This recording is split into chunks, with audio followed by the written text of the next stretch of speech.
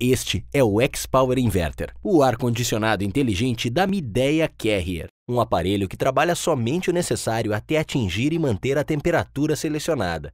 X-Power Inverter é mais econômico, preciso, silencioso e requer menos manutenção. Para que o produto tenha uma vida útil maior e obtermos a satisfação do cliente, é preciso uma instalação adequada. Nesta demonstração, produzida com um objetivo didático, vamos ver os procedimentos básicos usando como modelo um X-Power de 9.000 BTU por hora. Antes de iniciar a instalação, veja se a capacidade do equipamento está adequada à carga térmica do ambiente. Para isso, use o dimensionador virtual no site da Carrier, www.carrierbrasil.com.br. Para a sua segurança, utilize equipamentos de proteção individuais, como óculos, luvas, cinto de segurança quando se fizer necessário e ferramentas adequadas e em bom estado de conservação. Certifique-se de que haja compatibilidade entre as unidades evaporadora e condensadora, observando os modelos impressos nas etiquetas de identificação das duas unidades. As opções de compatibilidade encontram-se no item Características Técnicas do manual. Confira se a tensão da rede onde os equipamentos serão instalados é compatível com a tensão nominal do equipamento. No manual de instalação, operação e manutenção, você encontra as principais informações que precisa. Use-o sempre que necessário. Em caso de dúvidas, entre em contato com o apoio técnico da Carrier pelos fones 4003-9666 para capitais e regiões metropolitanas e 0800-886-9666 para as outras cidades. Com os aparelhos, acompanham os seguintes acessórios: suporte para instalação na parede junto à evaporadora, 8 parafusos de fixação, dreno e vedante, controle remoto com 2 pilhas, suporte do controle remoto, manual do proprietário, manual de instalação, operação e manutenção. Fixação das unidades. Vamos começar com a condensadora. Ela possui o componente responsável pela troca de calor com o ar externo, chamado de condensador. Por isso, deve ser instalada no ambiente externo. Ela deve ser posicionada em um local onde não haja circulação constante de pessoas, um lugar seco e o mais ventilado possível. Que não fique perto de fontes de calor ou vapores, exaustores ou gases inflamáveis e que não fique exposta a ventos predominantes, chuva forte, umidade e poeira excessiva. Use um suporte metálico ou fixe a condensadora sobre uma superfície firme, piso ou base de concreto. É recomendável que você use calços de borracha junto aos pés da unidade, para evitar ruídos indesejáveis. Obedeça às distâncias mínimas recomendadas pelo manual de instalação. Cuide para que o ar quente que sairá dessa condensadora não seja jogado sobre a tomada de ar de uma outra condensadora. Posicionamento da evaporadora. Planeje cuidadosamente a localização da evaporadora, evitando eventuais interferências com outros tipos de instalações já existentes ou projetadas. Exemplos: instalações elétricas e canalizações de água e esgoto. A posição da evaporadora precisa permitir a circulação uniforme do ar em todo o ambiente. Deixe espaço suficiente para os serviços de manutenção ou eventuais reparos. Para garantir a perfeita entrada e saída de ar, respeite os espaços mínimos entre a evaporadora e paredes, teto, piso ou móveis.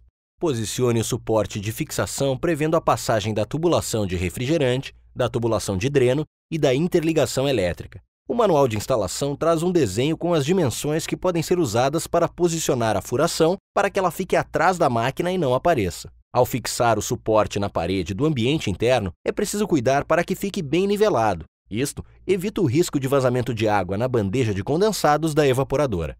Interligação das unidades, tubulações de refrigerante, elétrica e dreno.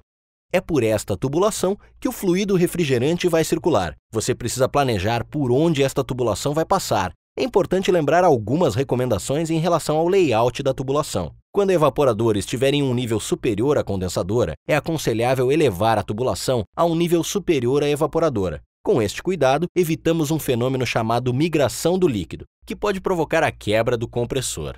Quanto aos comprimentos, temos o linear e o equivalente. O comprimento linear é a soma dos comprimentos de cada trecho reto. Na instalação do sistema de 9.000 BTU por hora que estamos demonstrando, o comprimento linear, ou real, é de 3,5 metros. Para o cálculo do comprimento equivalente, temos que contar o número de curvas. Nesta instalação, temos 3 curvas. Multiplicamos este número por 0,3. No nosso caso, chegamos a 0,9 metros.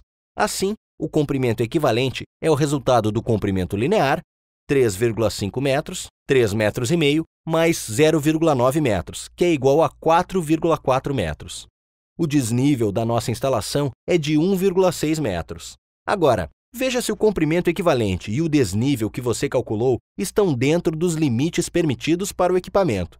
Esta informação você encontra no manual de instalação. Para o sistema de 9.000 BTU por hora, o comprimento equivalente máximo é de 20 metros. O desnível máximo é de 8 metros. Evite um comprimento menor do que 2 metros. Uma tubulação curta pode apresentar ruído muito forte. Quando for o contrário, ou seja, a condensadora acima da evaporadora, o recomendável é a instalação de um sifão na linha de sucção a cada 3 metros de desnível. Esta medida ajuda o óleo a retornar para o compressor.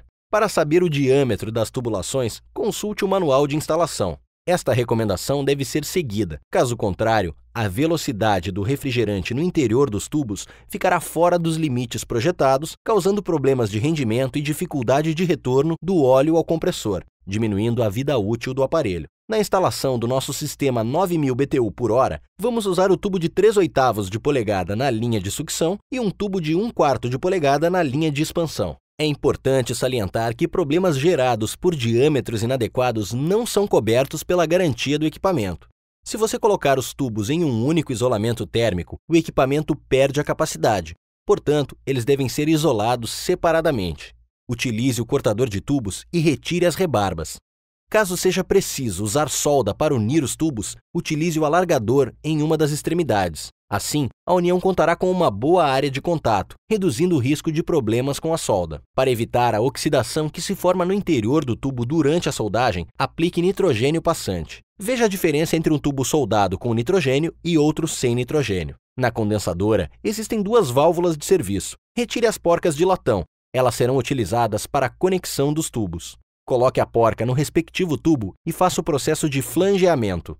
Ao fixar o tubo na prensa do flangeador, deixe uma distância de aproximadamente 2 milímetros da extremidade. Para certificar-se que o flange está bom, observe se ele está cobrindo toda a área cônica da válvula onde o tubo será fixado. Além de cobrir toda a área da válvula, o flange deve passar facilmente pela porca. Conecte o tubo na válvula de serviço. Para fixar a porca, use 2 chaves, para dar maior segurança e evitar a movimentação da válvula. Na evaporadora, retire as porcas dos tubos. Posicione os tubos de cobre e a mangueira de dreno de acordo com o lado por onde estes irão passar. Tenha cuidado para não danificar a tubulação durante este movimento. Nas laterais do equipamento, há tampas descartáveis para a passagem dos tubos e a mangueira de dreno. Aqui, em nossa instalação, vamos retirar a lateral esquerda. Para interligar a elétrica das duas unidades, são necessários 4 fios, um de cada cor, sendo 3 de interligação e 1 para o aterramento. Esta informação consta no diagrama de interligação do manual, assim como as recomendações para a seleção dos cabos. Recomendamos a utilização de terminais para a conexão dos cabos elétricos. Para este tipo de equipamento, é fundamental o aterramento correto das unidades. Conecte os cabos na borneira.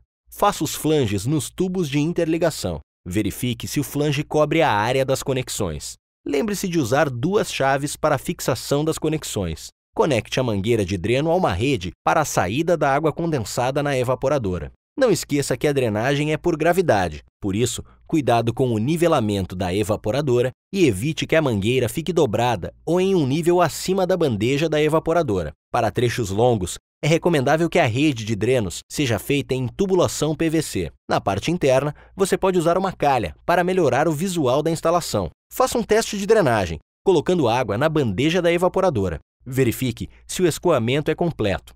De acordo com o diagrama, conecte os cabos na borneira da condensadora. Utilize terminais elétricos. Revise as cores dos cabos e a sua posição na borneira. Processo de vácuo. O processo de vácuo é de extrema importância para um bom funcionamento do equipamento. Através dele, os gases incondensáveis, como o ar e o nitrogênio e a umidade, são retirados de dentro da evaporadora e da tubulação. Os gases incondensáveis podem afetar a eficiência do equipamento. Já a umidade provoca alteração na densidade do óleo do compressor. Misturada ao refrigerante e ao óleo, a umidade forma um ácido que atinge o verniz do bobinado do compressor, provocando a sua queima precoce. Aqui você tem uma amostra de como fica a parte interna do compressor se o processo de vácuo não for bem executado. Para a execução adequada de um processo de vácuo, você precisa de uma bomba de vácuo e um vacuômetro. Você pode acompanhar a pressão interna pelo vacuômetro. A unidade usada para medir o vácuo é o micrômetro de coluna de mercúrio. Recomendamos que a faixa atingida fique entre 250 a 500 micrômetros. Para você ter certeza que o sistema está livre de gases incondensáveis, umidade e vazamentos, logo que o sistema atingir a faixa recomendada, desligue a bomba de vácuo e continue monitorando a pressão através do vacuômetro. O normal é que logo depois que a bomba for desligada, a pressão suba um pouco, mas com o tempo ela estabiliza. Quando isso acontece, o sistema está estanque e seco. Se a pressão subir e estabilizar em um valor mais alto, isto indica que ainda existem vapores dentro do sistema. Neste caso, volte a ligar a bomba de vácuo. Se após 2 horas a pressão não estabilizar em nenhum ponto, o sistema possui algum tipo de vazamento. Para identificar um ponto de vazamento, utilize nitrogênio. Primeiro, certifique-se de que as válvulas de serviço da condensadora estejam bem fechadas. Instale o manifold conectando o cilindro de nitrogênio ao sistema. Utilize espuma de sabão para identificar o ponto de vazamento. Após a identificação e correção do vazamento, o processo de vácuo deve ser refeito e novamente avaliado. Estando o sistema estanque e seco, a carga de refrigerante pode ser feita. Carga de refrigerante. O X-Power utiliza como refrigerante o R410A, uma mistura que não destrói a camada de ozônio. Alguns cuidados devem ser tomados na sua utilização. Ele não deve ser misturado a outros refrigerantes como o R22. Na instalação, não deve haver resíduo de óleo mineral, pois o R410A somente é miscível com óleo poliéster. As pressões do R410A são 60% superiores às do R22, por isso, a tubulação deve ter a espessura recomendada. Para evitar contaminação, utilize manifold dedicado próprio para R410A, com conexões adequadas. Por ser uma mistura, o R410A deve ser sempre carregado na forma líquida por peso. As unidades condensadoras saem pré-carregadas com refrigerante suficiente para uma tubulação de interligação de até 7,5 metros. Para definirmos a carga, precisamos saber o comprimento linear ou real. Na nossa instalação, temos um comprimento linear de 3,5 metros, menor do que 7,5 metros. Neste caso, não é necessário fazer uma carga adicional. Basta abrir as válvulas de serviço. O refrigerante levará alguns minutos para estabilizar dentro do sistema. Portanto, só ligue o equipamento após 3 minutos da abertura das válvulas. Nos casos em que o comprimento linear ultrapasse os 7,5 metros, você deve calcular o comprimento excedente. O comprimento excedente é o resultado do comprimento linear menos 7,5 metros. Por exemplo, se você tiver a instalação de um equipamento 9.000 BTU/hora com 10 metros de comprimento linear, então você terá 2,5 metros de comprimento excedente. Veja no manual de instalação a carga adicional.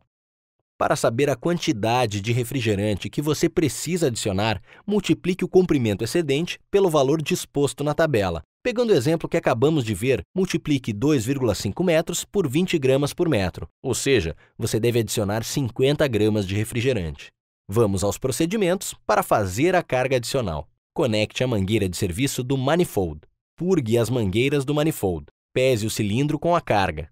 Deixe entrar as 50 gramas de refrigerante. Abra as válvulas de serviço. Aguarde 3 minutos para que a pressão estabilize. O equipamento está pronto para funcionar. Testes de funcionamento. A alimentação elétrica deve estar protegida por um disjuntor com a capacidade indicada no manual de instalação. Nos locais onde a alimentação for de 220 volts entre as fases, o disjuntor deve ser bifásico. É importante que ele esteja devidamente identificado. Para equipamentos com tensão nominal de 220 volts, o mínimo deve ser de 198 volts e o máximo de 242 volts. Se a tensão não estiver dentro destes limites, o equipamento não deve ser ligado. Ao ligar o equipamento, acerte a temperatura desejada. Quando o compressor começar a funcionar, verifique se não há ruído excessivo. Confira o rendimento medindo a temperatura do ar na entrada e saída do equipamento. Faça este teste depois de 20 minutos de funcionamento. A diferença entre estes dois valores deve estar entre 8 e 12 graus Celsius. O cliente deve ser orientado sobre a forma correta de utilizar o equipamento. Explique que o equipamento possui a função autodiagnóstico, que ajuda a identificar eventuais problemas. Recomende ao cliente as principais ações preventivas, como verificação e limpeza do filtro e a revisão periódica feita por uma empresa credenciada. A aplicação de todos os procedimentos que você viu aqui proporcionará ao equipamento seu melhor funcionamento. E assim, o cliente aproveitará ao máximo todos os benefícios da alta tecnologia do X-Power Inverter.